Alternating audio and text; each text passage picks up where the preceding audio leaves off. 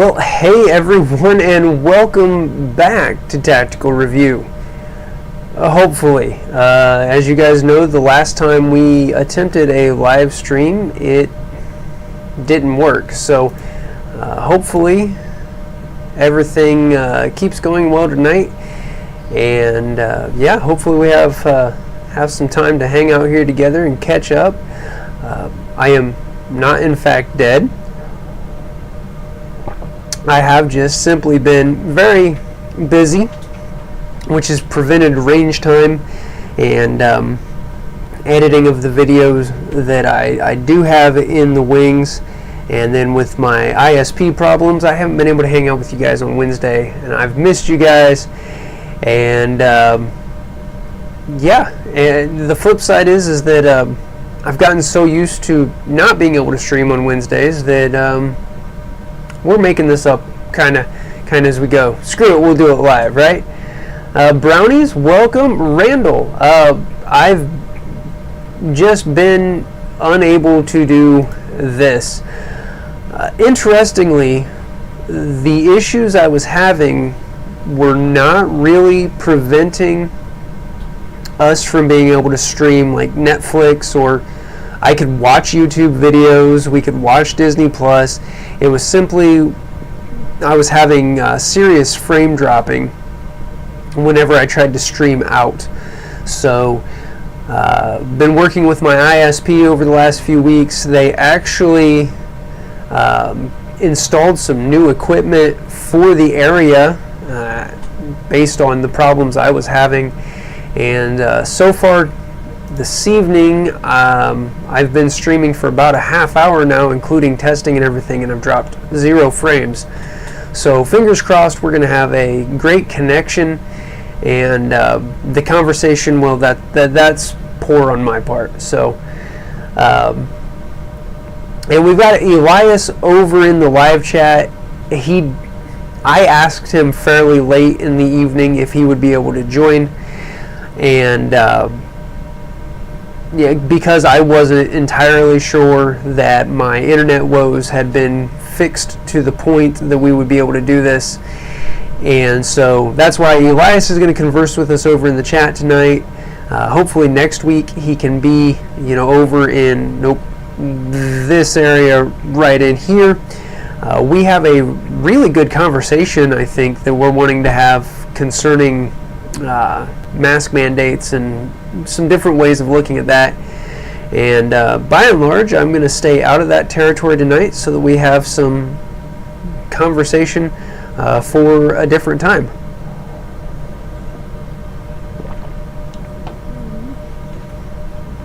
We've got Joe over there. Joe, I am so sorry that things didn't work out for us to get to the range. I've been seeing your pictures on Instagram, and it looks like you have definitely traded for an upgrade in Countryside. Glad your move was safe, and I'm glad to see that you're able to be out and enjoying that beautiful area. So, Brownie is lagging 30 seconds behind. Like, are you having lag, or are you just? I don't know how to ask what I'm. I don't know how to ask what I'm trying to ask. Anyway, and Liberty Review, local companies for the win, absolutely. Prior to the company I'm with now, who is, like, I could drive 8 minutes and be at their only office, or their main office, and they have one small branch office, doesn't matter. Prior to that, I was with Frontier, and the copper in the ground is so old I could go outside and just about spit on the ground and cause problems with my connection. And of course, with Frontier being a big company, they have no real care to fixing anything. So anybody else having an issue with stream choppiness? Everything's looking good on my statistics, so I think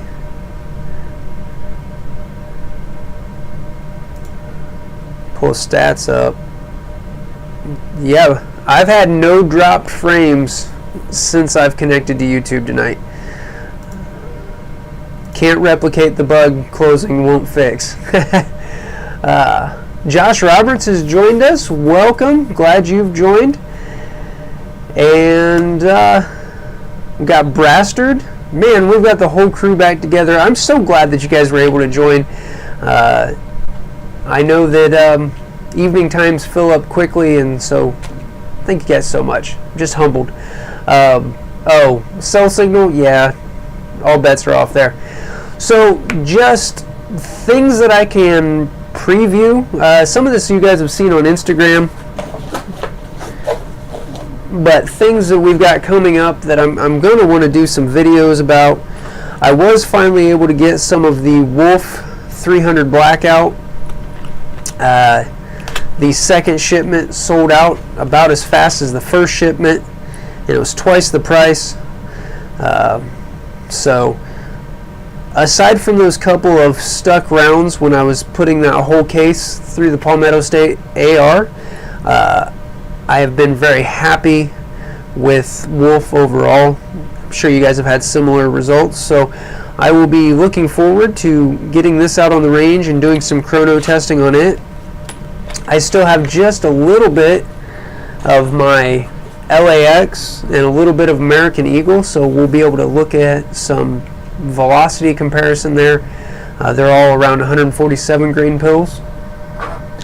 Was also finally able, for a very short while, to find some Hornady Critical Duty in stock. So we will be getting the, I'm sure you guys have all seen that. I don't know if it'll focus even. It's all shiny. Be taking the AKV back out to the range and doing another test with defensive ammo. Evidently the shape of that bullet helps it feed better into the AKV.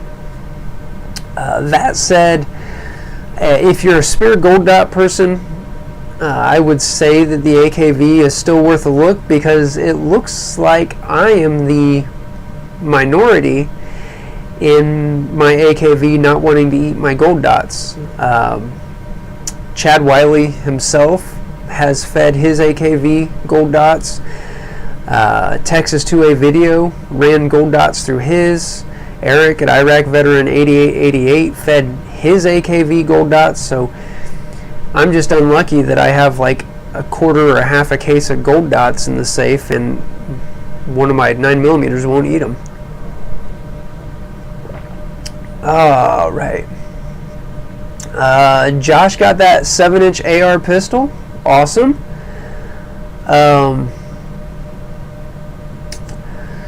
Joe, getting an AR soon. 3 biggest things to look for.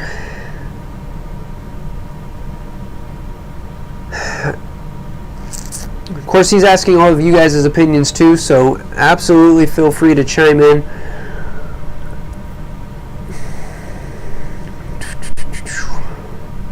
I would look into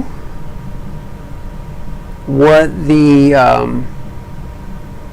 mean failure rate and customer service and warranty of a company is. Because everybody, I mean, Glock has put out bad guns. SIG, obviously, they're having some issues with their P320 series. But that doesn't mean that they're a bad brand. But then you have other brands that have just become, synonymous with high failure rates and then poor customer service.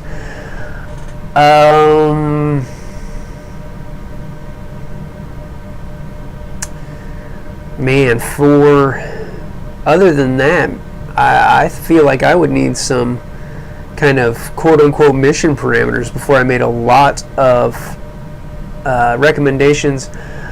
I will say that personally, especially if it's a defensive firearm, I will not put an LPVO or like a 1-to-6 power optic as a primary on a defensive weapon. After I did that on my 300 Blackout gun, for one thing, usually you are looking at about an extra pound to pound and a half of weight compared to a simple reflex optic. For another thing, that eye box is less forgiving to get into, and so you'll run into situations where if you're not right in the eye box, you might have the reticle illuminated, and if you're shooting both eyes open, like you should, you will still see that edged reticle lit up even though you're not behind the tube. And with the bend and aiming principle, where your eyes superimpose that dot, you could have the dot on your target and the rifle or pistol be pointed off in the wrong direction. I've had that happen. So I would personally go with either a reflex optic of some kind. I personally like the circle dot reticle, the EOTech style reticle, and I've got that video on that. And then magnifying that would be fine. Obviously you're going to add some weight with the magnifier, but or if you're going to go with a 1 to 6 power low power variable optic, get a 45 or even a 30 degree. Arisaka I think has a 30 degree mount, and get like a pistol red dot and mount on the offset, so that you can go right to offsetting and looking down a reflex optic without breaking your cheek weld, without breaking your shoulder weld. I know for a while, and Trijicon still sells it, they had the ACOG that had an RMR that was top mounted, and the problem with that is if you're behind your ACOG and then you need to look through the RMR for CQB, you've got to break your cheek weld and go up to a chin weld. So by rotating, you eliminate that. I think Garand Thumb did a big video on that, and I know that Lucas at T-Rex Arms has talked about that.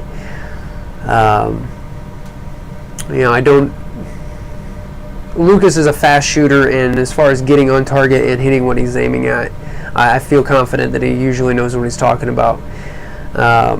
If it comes to like unit tactics and self-defensive stuff, I haven't watched enough of his stuff to say yay or nay. And I know he's got a lot more subs than me, so might is right to a degree. Anyway,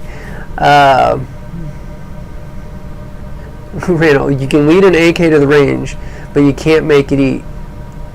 Bet. I've got a Potovach U loader and like 2 cases of X39. I can make it eat.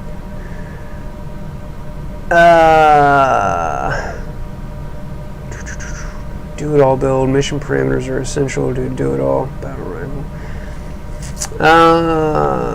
Vermin species. Sorry guys, I'm reading through. That's why you hear me muttering.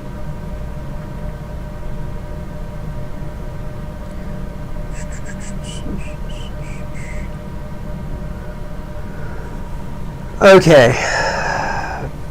Boy.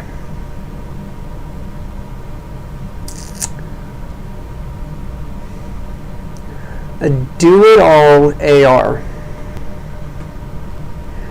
Part of me wants to say 6.5 Grendel. You get cheap steel plinking ammo.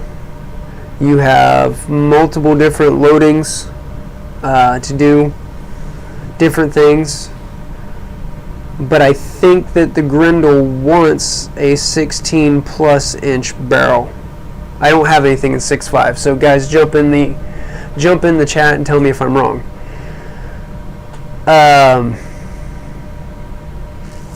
Other than that, for the ammo cost and availability, I'd probably definitely go with a 223-556 chamber.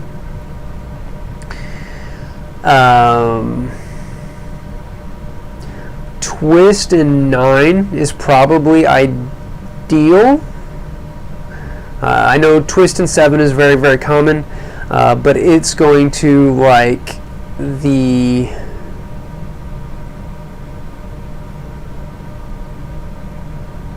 trying to remember how all that goes. It's going to prefer typically a heavier projectile. So the Twisted 9 should stabilize your 55 grain just slightly better. A 12.5 to 14.5 pistol might be your best all-arounder. It's just that few inches shorter than a 16-inch, so it's going to make it easier to drive in and around structures while still giving you enough muzzle velocity to extend out if you need to.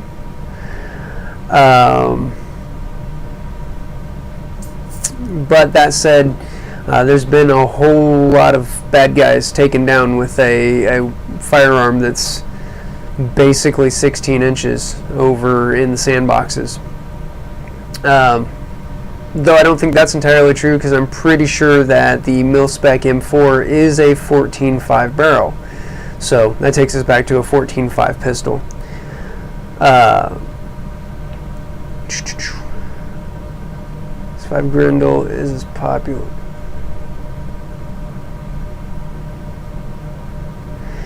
Yeah, and that's the thing. 6.5. I haven't looked at 6.5 Grendel in a while.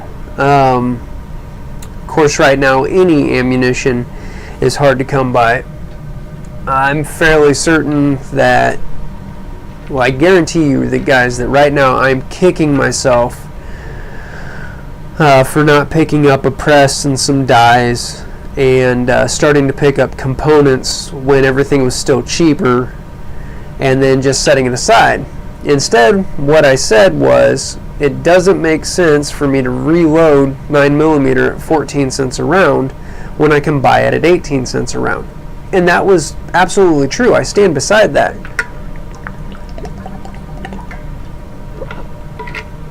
What I should have done, though, is stockpile the components to reload at 14 cents a round and buy it at 18 cents a round while I could.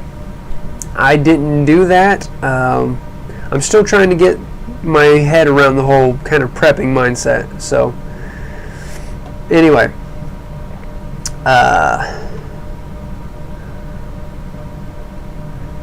Zfael's here. How you doing, man? So I don't know. Are you any clearer? Have any more direction on what you want to do with that AR, Joe? Or I mean, we can keep hashing it. The thing is that there's a use case can be made for almost every configuration that there is.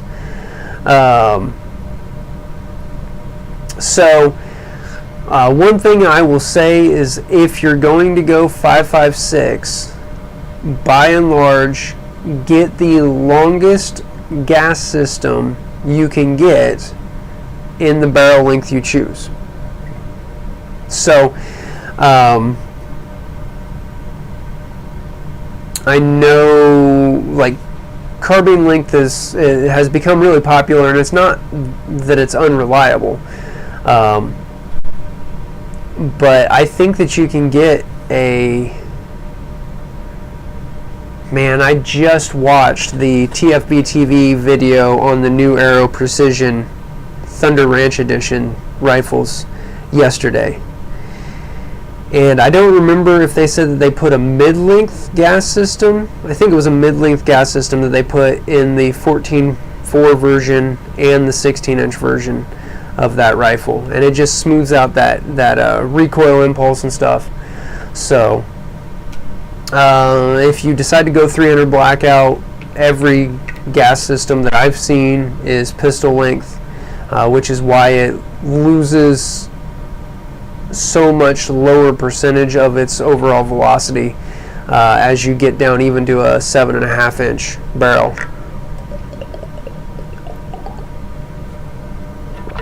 So yeah, Brastard, you're right. Ammo prices aren't going down anytime soon. If you guys find local deals, you snag them up, and that's what I'm finding now. Early on in all of this, and since I started the channel, the best way to buy ammunition was to buy bulk online. And at this point, I'm actually finding that my local farm stores, when they get ammunition in, it's very close to pre-pandemic prices. So it's just a matter of being there when they get ammunition in. So I can still get brass locally, brass 9mm, excuse me, for 18 to 25 cents a round.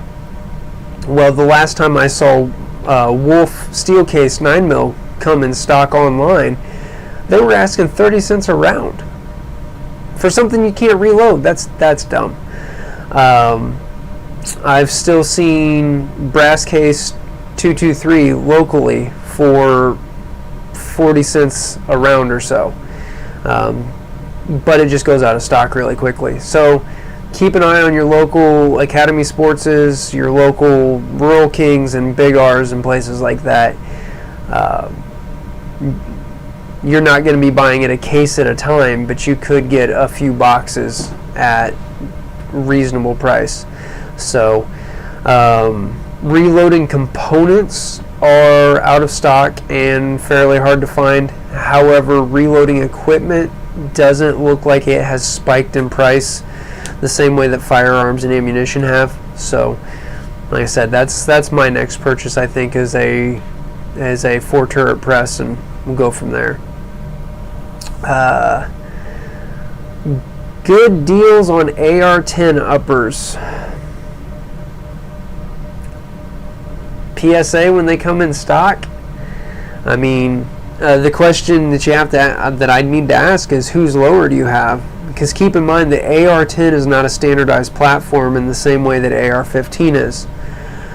So by and large, whoever's lower you have, you're going to want to buy an upper from them as well. There are some exceptions to that, I realize, but as a rule of thumb,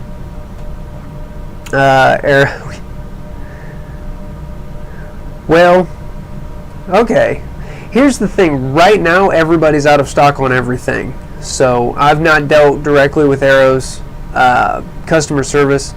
I just know that their reputation is, well, James Reeves said it this way.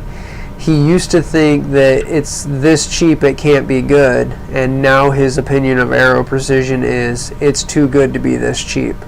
So by and large, they are typically considered the standard for entry-level AR equipment. So take that with a grain of salt. I said it on the internet, so it has to be true. That said, I own absolutely nothing with an Arrow roll mark on it. So I am basing that off of the opinions of other guys that I trust, like Tim from Military Arms Channel, Mike from Mr. Guns and Gear, James from TFB, Grand Thumb, guys like that. So like I said, I haven't dealt with them directly at all. And I've got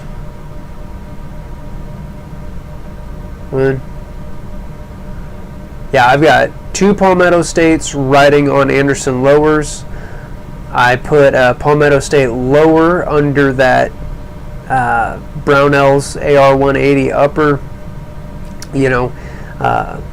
I've been really happy. I've personally had really good luck with Palmetto State Armory. That said, I'm on their Facebook group, and I have seen where quality assurance has failed, and sometimes customer service is just inundated. But the awesome thing is that the CEO pays attention on all of the Facebook groups, and so if stuff isn't moving, you can shoot him a message. I've actually messaged back and forth with him on a couple of occasions about non-customer service things, and he's always been really responsive. So it's not I don't know of any other time that a company that moves as many units in their industry as Palmetto State, that I've reached out to the CEO as just a peon off the street and gotten a response back. I think that's awesome. So My personal opinion of Palmetto State is really, really high. But like everybody, they're out of stock, and like everybody, they have lemons. And it's a question, in my mind, like in the IT world, I have seen more failed HP laptops than any other brand. Does that mean that HP makes a garbage laptop? I can't say that for certain, because the other thing that I know is that you can go to Walmart and with a few $100s walk out with an HP laptop. So is it kind of a confirmation bias thing that they have more units out in circulation, so of course I'm going to see more failed units? I don't know, and I've not seen raw production and raw sales numbers, obviously. Cheap anymore, $650 for a stripped upper and lower. Actually, that's a really good point. So last November, I built that M4, the basic AR Palmetto State Freedom Rifle. I spent total price, including iron sight, I think I spent $360. That included taxes, shipping, FFL fee, lower the works. That same build kit now is like $470 just for the build kit, and then you've still got to get a lower, you've still got to get a rear sight. And it's easy for us as consumers to scream price gouging, but I don't know that that's entirely true. I have heard through other industries that there's actually a bit of an aluminum shortage right now, so the raw materials are getting scarce in the short term, coupled with the fact that it's just good business sense that if you can charge a markup, we're not talking, we're not talking a certain vendor selling Wolf steel case ammunition for 90 cents a round when everybody else was still selling it at 19 cents a round. We're talking about I'll grant you, 25% increase, but that's pretty consistent across the board, and it's probably at the low end across the board for the industry. Back in January, you could go pick up a Smith & Wesson M&P 15 for $450, $500. Now they're selling for $650. It's just, yeah. Now's the wrong time to build one for cheap. But the AR is such a versatile platform that I think that every safe should have one in it. So if you don't have one in yours and you are in a position to pay the current prices, I'm not going to tell you it's a bad investment. Okay. Through free, yeah. Like I said, Palmetto State's big thing is they've grown very fast. They're putting a lot of units in the field, and so sometimes they're just flooded. Riemann, waiting on that AK-103. Me too. I'm waiting on the AK-74. I'm 4 months later, still waiting on the dagger. Yeah, that's one thing. I emailed Chad for that one, and I asked if I could have, just a little bit of early notification so I know to start refreshing my browser. I would really like to get one of the early shipped daggers so that I can bring that to you guys. There's a lot of testing I want to do with that. Just kind of feel out some compatibility things between the dagger and Glock stuff and Polymer 80 stuff, and so we can cover all that later, and hoping to help my holster guy out, get that to him so he can get blocking ordered for it so that he can have dedicated PSA dagger holsters listed, because I think that's going to be a very popular firearm. Fiocchi Ammunition to open a factory in Arkansas. That's awesome. And welcome, BC. I hadn't seen you there in the chat. Fiocchi is what I run for my home defense loads in my 300 blackout gun. So was able to get that for, it's been a while back. And that Fiocchi, it was the Fiocchi Extrema, the blue tip stuff. And it's one of the highest recommended kind of varmint / self-defensive loads for 300 blackout that's supersonic. And it took months for that to come in stock, and I was actually able to get that for like 65 cents a round. So bought several hundred rounds of that, pre-pandemic obviously.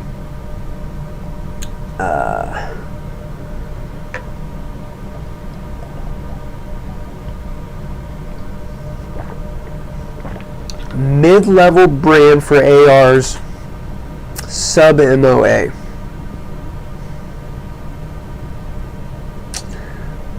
Bravo Company? Probably. Sons of Liberty Gunworks? I don't know. My problem there is that I'm not a sub MOA shooter. I feel accomplished when I'm shooting minute of bad guy. So I will need somebody else who is a precision shooter to chime in. But that said,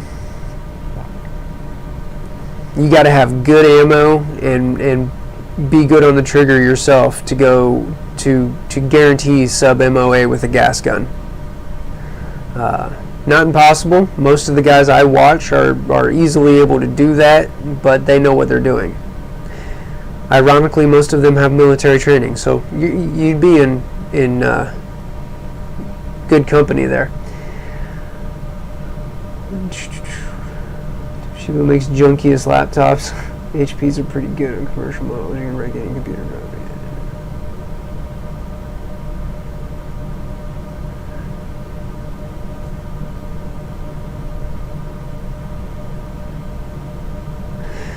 All right. Wow, we caught up with the chat, and again, obviously, any questions? Big part of the reason that we do these Wednesdays is so that I can hang out with you guys, and so feel free to take control of the direction of the discussion. Once again, honestly, I didn't have a lot of solid subjects and research nailed in for tonight because the last 3 weeks that I have tried to live stream, it's just not worked. So my confidence was a little low, and well, you know how it goes. When you fail to prepare, you prepare to fail, and all that. So one thing I want to talk about, and it was on the docket for last week, is the current situation with the McCloskeys in St. Louis. And just that situation, the more that comes out about that situation, kind of the more confused I get. So we'll start with, I don't remember exactly the date. If somehow you have missed the story, there was a well-to-do family in St. Louis. They live in the same kind of gated community type area as the mayor, and a mass of peaceful protesters decided that they were going to storm the mayor's house, and in the process, the lane that they chose to take was a private lane bordering on the McCloskeys' property. Mind you, it was a gated lane. This wasn't a public street. contrary to what some news reports were saying. So these protesters literally tore down a wrought iron gate and were surging across these people's backyard. Some of them had melee type weapons. So what Mr. and Mrs. McCloskey did was they went inside and he grabbed an AR and she grabbed a pistol and proceeded to come out and defend their homes. There was a lot of discussion about lack of training, lack of trigger discipline,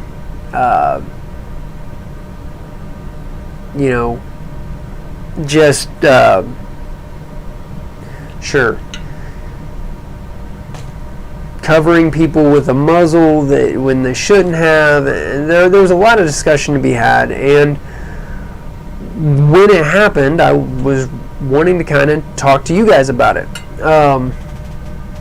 And so, by and large, aside from the fact that the times that she muzzled her husband with her finger on the trigger, again, that's potentially could have been bad, wasn't bad. If it's stupid and it works, it's still stupid and you got lucky. I will say that. As far as covering the crowd, the way I read those rules of firearm safety is never point a weapon at a target unless you are willing to destroy it. Well, if I've got a group of armed individuals who are angrily surging across my yard, that's a target that I'm willing to destroy, and know your target and what lies beyond. So I didn't see that as a violation of firearm safety in and of itself. That's neither here nor there because that is several weeks old now.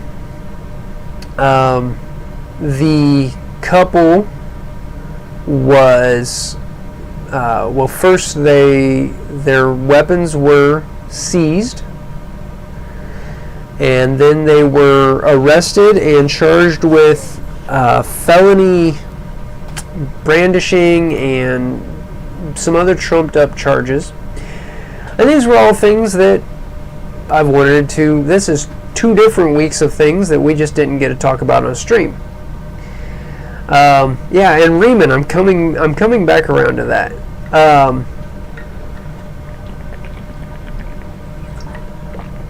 So, yeah, new information coming out. For one thing, the McCloskeys, or the attorney from the McCloskeys, has requested a special prosecutor for the case because evidently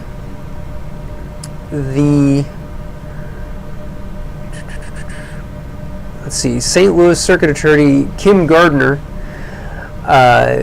is up for re-election, and she is trying to make her re-election on this case. So that's the McCloskeys are attorneys themselves, and they are in fact well off. So they're in a position that they can afford or be their own legal counsel. For the rest of us, and USCCA, if you happen to catch this, I would absolutely accept a sponsorship, but that's why I've joined USCCA.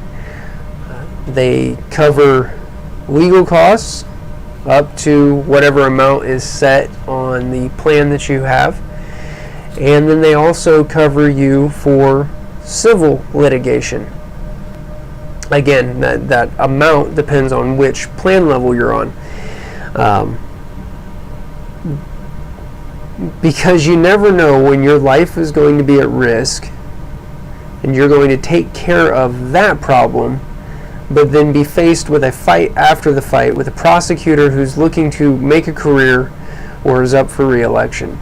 So anyway, but after that, see, that's kind of moot because the governor, and I'm not from Missouri, so I don't remember, Governor Parson, he's already said that he will pardon the McCloskeys. They were in reasonable fear for their life. Missouri has a fairly robust castle doctrine, stand your ground, all that. But anyway, new information coming out, as Riemann alluded to, is that the handgun that Mrs. McCloskey had was inoperable. They actually had rendered that inoperable so that it could be used as a prop in a court case for themselves.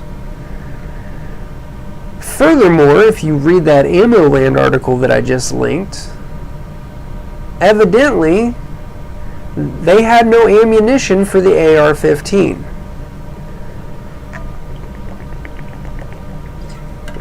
Or at very least it wasn't loaded. Reading down through there,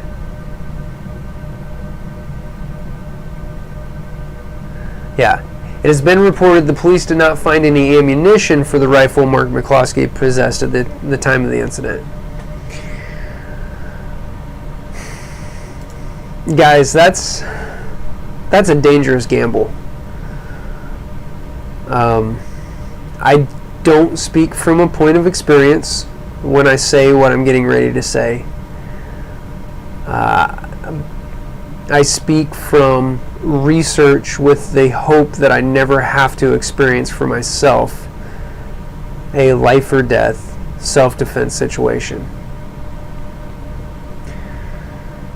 If you are not ready, willing, and able to employ a firearm in self-defense in the situation you're in, then don't bring it to bear at all.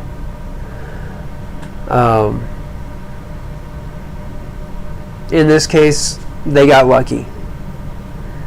My father-in-law, he's a great guy, love him dearly. We've talked, he's not anti-gun, but just not, he's not a gun guy, and that's okay. But he has said on occasion that in his mind, a starter's pistol would be just as effective for self-defense, because you draw it, you can't tell at first that it is a blank firing firearm, and being blank firing, it makes every bit of the same noise as a regular firearm. The problem with that is if somebody calls your bluff, are you prepared to lose that pot? Again, the McCloskeys got lucky. None of the protesters were armed themselves with a firearm and drew and tried to make something of it. Nobody charged them or threw a Molotov cocktail at them.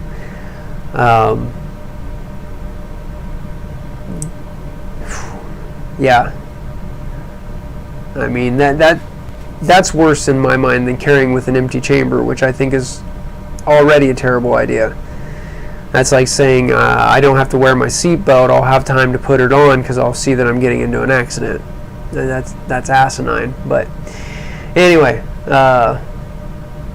don't carry an empty pistol. Psychological case and a horrible one. And carry an empty can of bear spray. There you go. There you go. Now, I will say that I have the racking the can. I do know of a situation where racking a shotgun slide was enough to frighten away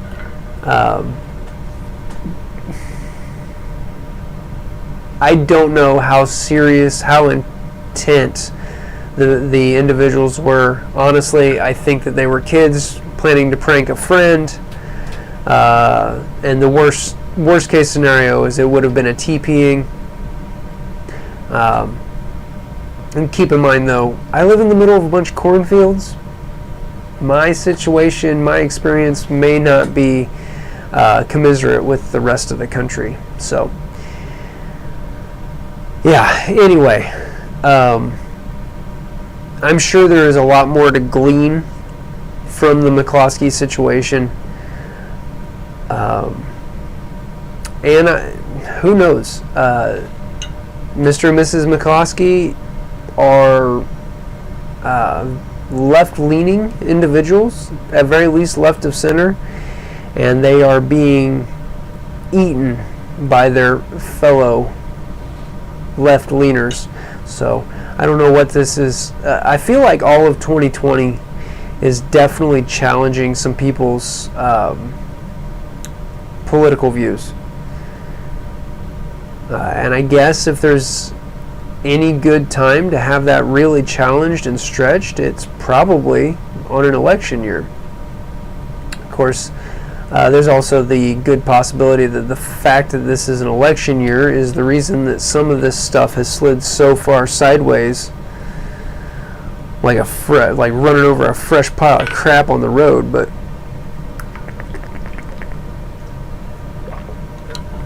anyway, well, guys, that was really kind of what I was wanting to talk about. I know a lot more has happened in the last 3 weeks. I said every week I've had several things lined up, or at least one big thing that I wanted to talk about, and then the stream just wasn't able to happen. So a lot of that's old news by now. Oh man, need more reason and logic. So, talking about the educational system, which is something I feel slightly qualified to do. The problem is manifold. Since we have moved to a social education system, and on the surface that seems like a good thing, but the problem is that the state is always going to want more power. We can look early in this nation's history and see that as ideological as everything was in the beginning, very quickly, power corrupts, and absolute power corrupts absolutely. And so we have an educational system that's being administered by the state. So slowly but surely we can look across the last 30, 40, 50 years, and we can see how parts of education have really turned towards reinforcing dependence on the government. So that's one part of the problem. That's probably the overarching part of the problem. But more directly to your point, BC, about needing reason and logic,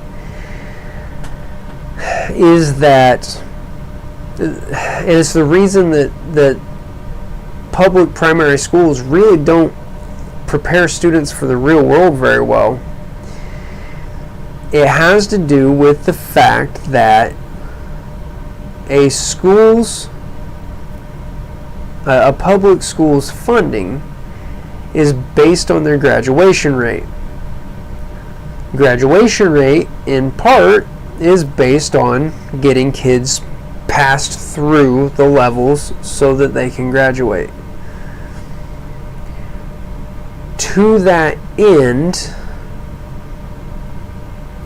a lot of the public education system, and I've seen this at school systems in multiple different states, so this isn't pointing fingers at state of Indiana or any other state, this is in general, instead of classes being allowed to be such a thing that a student can fail, I guess obviously a student can fail anything. You can lead a horse to water, you can't make them drink, that kind of thing. But when a student fails in the primary education system, the school and thus the instructor are penalized to a degree. And so we've developed this system wherein there is a lot of academic hand-holding, and so that we can progress them through and then graduate them, so that our numbers look good, so that our funding continues, so that we can keep the doors open. And it's really a vicious cycle. And so that's why we see students leave high school and be completely unprepared for either college or the workforce. Because at the college level, if you fail a required course, well, you've got to retake it. You've got to pay for it again. And this time it can't come out of your financial aid. And you've got to have that credit to graduate. So it doesn't matter to the college if the course is challenging and you can't do it. Now, even in the paradigm that has been created, an individual who desires knowledge can still leverage that system. So I don't want this to come across that I'm completely saying that it's worthless. But from a practical standpoint, it's an inferior system. It's subpar, and the best schools academically, they manage to foster that desire to learn in students better, and within the confines that they find themselves, manage to excel. So I don't know. Yeah. So when I'm unemployed next week, now you guys know why. Anyhow, so, and also to that end, I really think that coding and robotics type classes are super awesome, because they give you a way to think logically through a progression that gives you a result you can see and can be a little bit more interactive and fun, and help with troubleshooting. I mean, I know people who their vehicle will stop and they'll pull off on the side of the road and they see the needle is on E and they still can't troubleshoot and figure out, oh, I need to put gas in the car. So yeah. Okay with people carrying on an empty chamber, especially if they're getting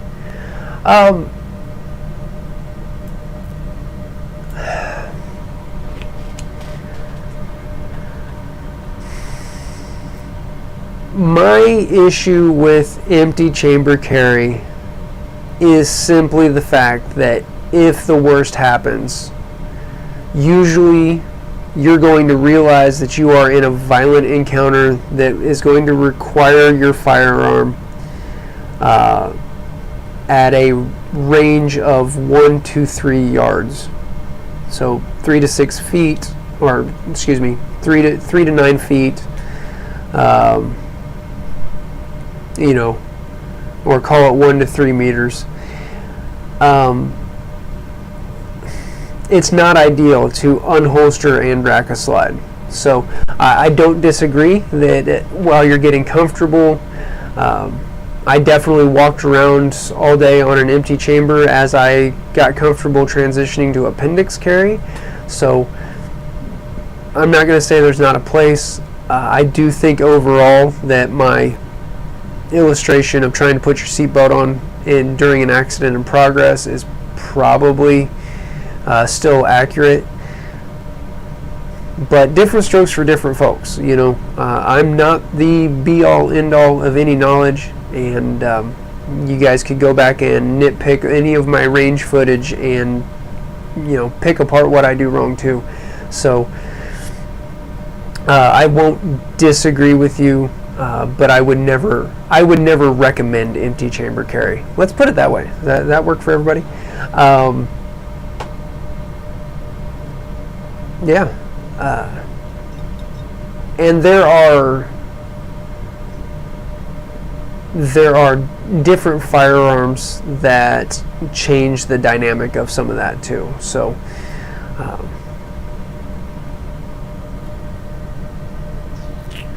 idiots who thought of rioting forgot there's a military base. Yeah, I don't think that rioting right next to a military base is the best idea. On the other hand, we've seen where people were rioting right outside of police departments and just took over the precinct. So there's that. Brownies is back as of a few minutes ago. Indoctrination systems, yeah. There's a lot of indoctrination that happens in the public school system. I'm very fortunate to work for actually every school system that I've worked for happens to have been in small rural communities in conservative areas, and that's in completely different states that's been the case. So good people with whom I felt were kindred spirits. Not to say there's never any dissension, but there's also room for conversation. I've said it before, I think on the channel even, that one thing we have lost as a society that needs to come back is the ability to disagree respectfully. Anymore, people just stick their head in an echo chamber, and then when they are met with a dissenting opinion, they just plug their ears and scream and throw a tantrum, and no middle ground can ever be met that way. Or if it's a situation where middle ground is not obtainable, nobody has an opportunity to actually win a debate, because there's no debate, there's just screaming. High school second to last in class of over 1,700 people. That's a lot of people in a class. Okay, the high school I attended had 12 to 1,600 9 through 12. So your graduating class was bigger than my whole high school. That's crazy. Sniper gun. I don't have a sniper gun. One, and two, unfortunately, if I were to show you guys a firearm on a YouTube live stream, I would no longer have a YouTube live stream going. So wish I could, sadly I can't. In the house or on your property, I'd say okay without one chambered, but when you leave, it should always be ready to go. I think that's probably a good way to other people smoke crystal meth on live streams. I won't do that either, though. Hidden Gem 27, biggest loss in schools is the lack of religious knowledge. No religious education equals a bunch of idiots. They're biased against. He who dares not offend can't be honest. That's a great quote. And Hidden Gem, I'd say there's a lot of truth to that. And then I would come with a counter argument that even though it's not branded as religion, the public school system does in fact teach faith. They just teach it as atheistic secular humanism. It's not branded that way, of course, but science classes teach a lot of faith. In the beginning, all matter was contained in one infinitesimally small spot in the center of the universe. Don't ask where it came from. It was just there. That's faith. Faith in the government, faith in the system. Absolutely, the public schools teach faith, but it's not branded as faith. And then without teaching any other viewpoints, once again, we aren't teaching our children how to consider other viewpoints unless they are brought up at home with another viewpoint. And then it's up to the parents to help them reconcile what they're being taught at school with what their viewpoints from their home background are, which I think does make for a more well-rounded individual, somebody who can learn to respectfully disagree. Divine order, there's no accident, goal of life. Having a firearm with a round in the chamber on you is better than no firearm. The end goal is to have a loaded firearm you can operate quickly.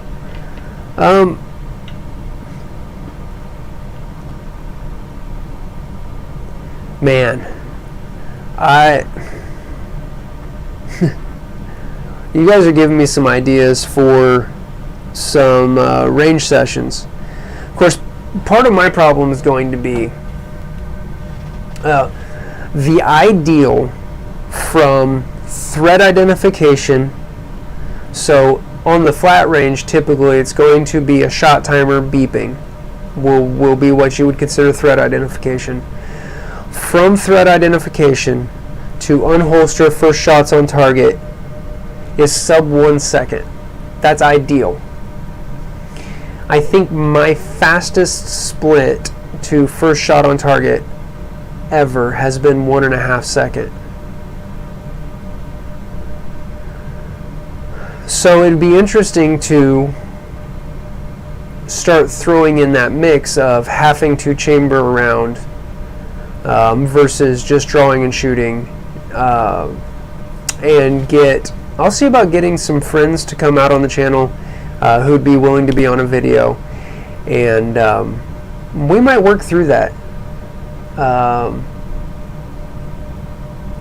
because there is an element of truth to even having a loaded weapon without one in the chamber gives you an advantage over those who have no weapon in the case of needing a defensive tool. The old saying is that in the land of the blind man, the one-eyed man is king. So perhaps you have to get behind concealment or cover, chamber around, and then get into the fight. I don't know. That'd be an interesting video. Comes down to training. Yeah, there you go, Elias.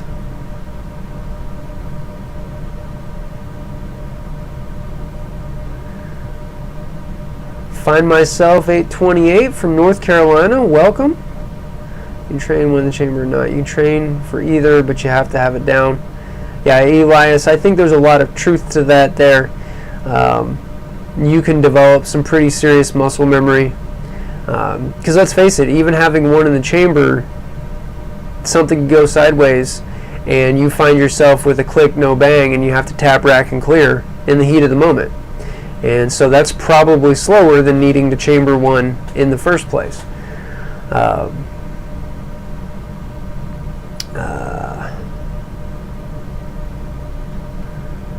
Having a pistol with an external safety, you must manipulate, slows down how quickly you can shoot the gun as well. Yeah, and that's why I'm a huge fan. I recommend no external safety on a carry handgun, but that's a comfort situation. You know, I carry in the roughly 12-12-30 position because of draw time, as well as being able to control the firearm in a hand-to-hand situation. And I do that with a pistol that's striker fired with no external safety. And the number of times I've been told I'm going to castrate myself with my firearm is uncountable at this point. So anyway, Alright guys, it is just shortly after 10 o'clock here in the Eastern time zone, and morning's going to come awful early. I know that we haven't been able to hang out for a while, but I think I'm going to start working us towards wrapping up. You guys have been so awesome to still join me. If you find yourself in a position to need some 2A merchandise and you want to help support the channel, you can do that over at the merchandise store. There is a link in the description to that, or it's up there on screen. And pursuant to that, I am trying to get some relationships going with some companies that are local to me, so maybe I can start doing some things to get a little bit more control over shipping cost and things. But for now, I'm still going to use Teespring. If you are wanting to directly help support the channel, you can do that either over on Patreon or on Subscribestar. I do try to give my Patreon and Subscribestar supporters early access to the pre-recorded videos, and again, I promise we've got more of those coming, as well as now that I know that streaming is working again, give them an opportunity to chime in on subject matter for our live streams. Aside from that, if you're not following the channel over on social media, I think that's a thing that you should certainly be doing. You'll see some sneak peeks of some stuff that we've got coming up, just because when I get stuff in, I tend to share that. Of course, sometimes then that leaves you scratching your head wondering what happened. It's all still got it in the crock pot, just simmering away, you know what I mean? But you can do that, Tactical Review 2019, over on Facebook and Instagram. And of course, if you haven't yet, I'd appreciate a thumbs up on the video. Make sure to subscribe if you aren't, and ring that bell here on YouTube so that you can get notifications when I do new live streams and upload new content and whatnot. Also, Gunstreamer is still around, so you might want to follow the channel over there, or on BitChute. If I have any kind of gunsmithing type videos, those will go up on one of those alternate platforms, since YouTube has gotten crappy about that. And if YouTube would just decide that they no longer want any firearms content on their platform, you will still be able to find me over on those alternative platforms. I did see out of the corner of my eye that the chat is still scrolling, so see if there's any final stuff over here that we need to cover. And feel for police officers who need to wear level 3+ retention holsters.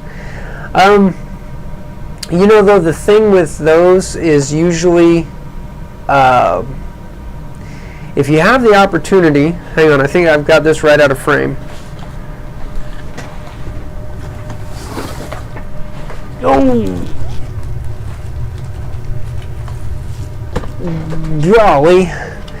If you have the opportunity to try one of the Safariland thumb brake retention, the level 3 retention adds a bail hood over the back, and honestly, when you go in to grab your pistol, typically they're set up so that your thumb will catch the disengage on the bail and flip it forward. And it's really not much worse than one of these from what I've seen. And the only reason I moved away from this particular holster on the range is simply because I added a flashlight and a red dot, and so no longer works.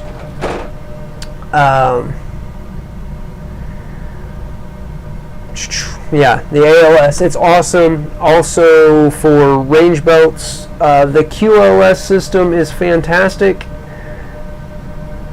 I don't know if I've actually mentioned that on my, I don't think I've gone over my range belt setup, but anyway, and my range belt I think is currently out in my vehicle. So, but all of my OWB holsters that I intend for range use actually have a QLS fork on the back of them, and then I have a Safariland mid-drop with a QLS socket on the range belt. So that lets me quickly be able to change between all of my different handguns for range use, with the exception of the Glock 43X. That's really, it's not a range belt. I don't think of that as a range belt gun. Anyway, all right. Well, guys, I appreciate your time this evening.